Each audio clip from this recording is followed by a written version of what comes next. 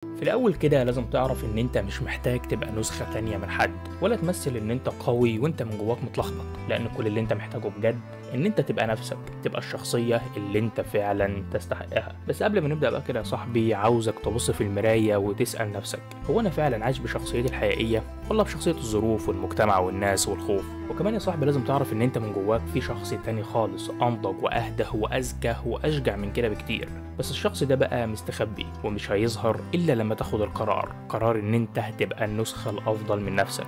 فشد الكرسي بقى كده يا صاحبي وخد نفس، وما تنساش تشترك في القناة لو لسه مشتركتش، وتعمل لايك للفيديو لو لسه ما عملتش، وتسيب لي تعليق تقول لي رأيك إيه في الحلقة دي، وحابب نتكلم عن إيه في الحلقات اللي جاية إن شاء الله. وما تنساش بقى أهم حاجة، وهي إنك تفعل الجرس علشان تجيلك إشعارات بكل الفيديوهات الجديدة. ودلوقتي بقى تعالوا نخش على الخطوات السبعة.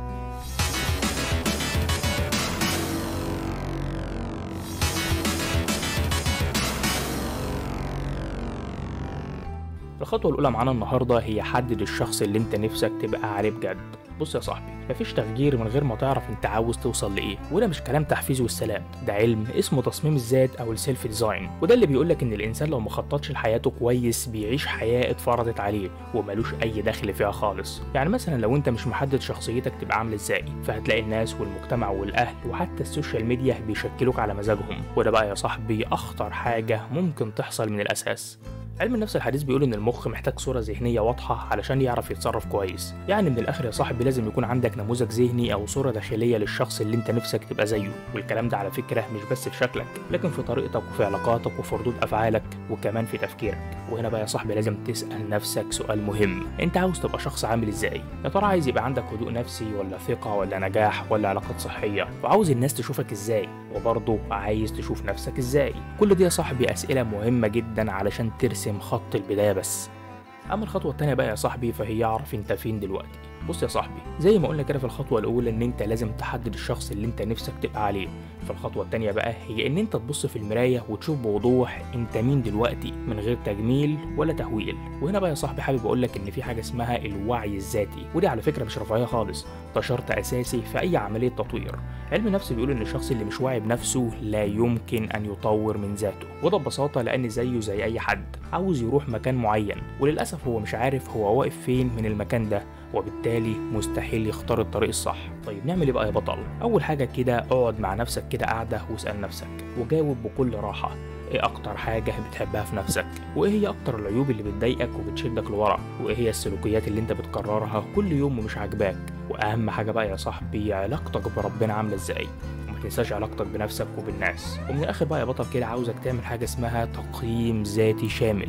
بص يا صاحبي، انت ممكن تقسم حياتك ل6 جوانب مثلا: الجانب الروحي والجانب النفسي والجانب الجسدي والجانب الاجتماعي والجانب العملي والجانب العقلي والتعليمي، واكتب تحت كل جانب انا فين دلوقتي من الجانب ده، وقيم نفسك يا صاحبي بجد، وشوف هتدي نفسك كم من 10 في كل جانب.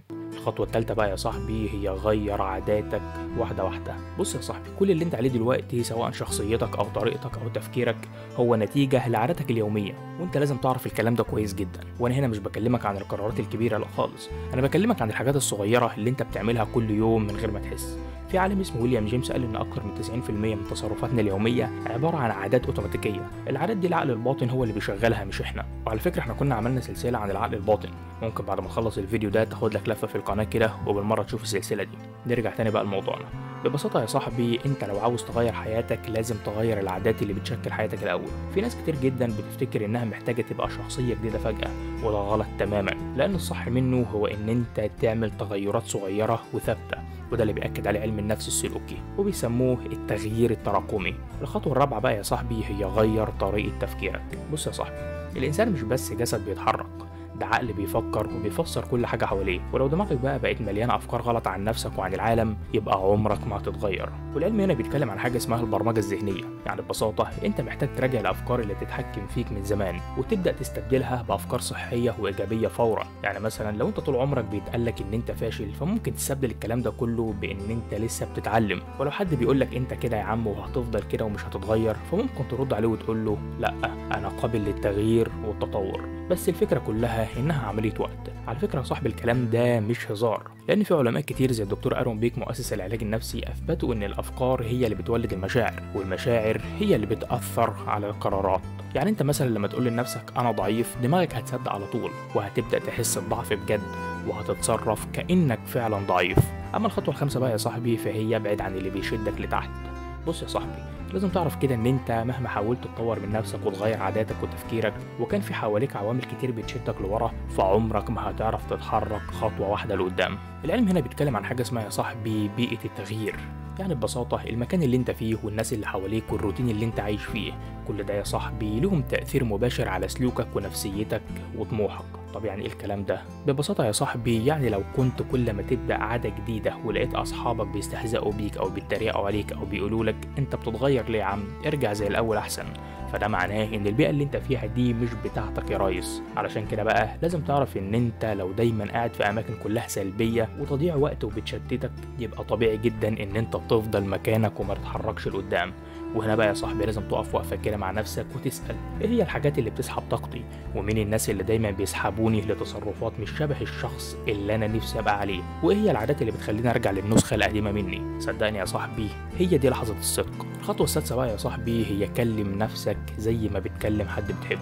بص يا صاحبي، انت يمكن تكون عمرك ما خدت بالك من اللي هقوله لك ده، بس لازم تعرف ان في صوت شغال جوه دماغك 24 ساعة، وانا هنا بكلمك عن صوتك الداخلي. والصوت ده يا صاحبي ممكن يرفعك للسماء او يدفنك في الارض. علم النفس بيسمي ده يا صاحبي الحديث الداخلي، وبيقولك ان الطريقه اللي بتكلم بها مع نفسك بتاثر على حالتك النفسيه وقراراتك وثقتك وحتى صحتك الجسديه. يعني مثلا لو كل شويه بتقول لنفسك انا فاشل او انا غبي او انا مش هنجح او انا وحش ومحدش بيحبني، فدماغك بقى هتصدق الكلام ده على طول وهتبدا تتصرف بناء عليه، وهتبقى فعلا الانسان اللي بتقول عليه.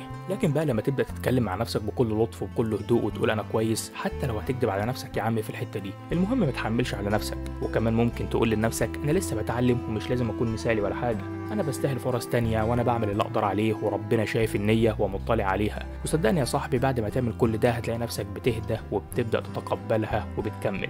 في دراسات كتير اثبتت يا صاحبي ان الناس اللي بيتكلموا نفسهم بايجابيه بيبقى عندهم قدره اعلى على التحمل وبيفكروا بشكل اذكى وقت الازمات وبيوصلوا لاهدافهم بشكل اسرع. بص يا صاحبي، في حاجه كمان مهمه عاوز اقول لك عليها، وهي الإيمان الداخلي باللي أنت بتعمله. يعني مثلا أنت لما تحب نفسك وتطبطب عليها وتسامحها فده مش ضعف، ده احترام لنعمة كبيرة جواك.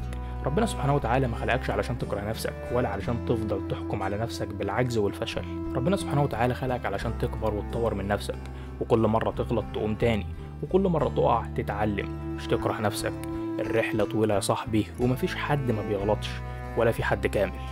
أما الخطوة السابعة بقى فهي خليك الشخص ده كل يوم.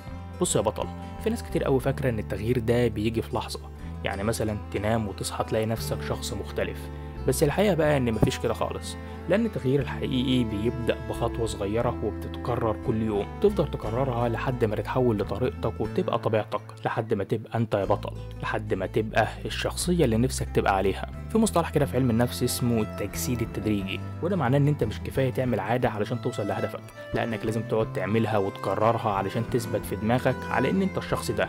يعني مثلا لما تصحى كل يوم بتاخد خطوة واحدة بس في اتجاه الشخص اللي نفسك تبقى عليه، فانت كده بتبني شخصية جديدة. يعني مثلا لو كل يوم بتقرا صفحة فانت مش بس بتقرا، انت بقيت قارئ. ولو بتشتغل على نفسك كل يوم شوية فانت مش بتحاول، انت بقيت شخص ملتزم وبيطور من نفسه. اما بقى لو بتعمل رياضة حتى لو 10 دقايق بس في اليوم فانت بقيت شخص صحي. اما انت بقى يا صاحبي لو لسه هنا فما تنساش تشترك في القناة لو لسه ما اشتركتش، وتعمل لايك للفيديو لو لسه ما عملتش، وبالمرة تسيب لي تعليق تقول لي رايك ايه في الحلقة دي، وحابب نتكلم عن ايه في الحلقات اللي جاية ان شاء الله. اشوفكم بخير.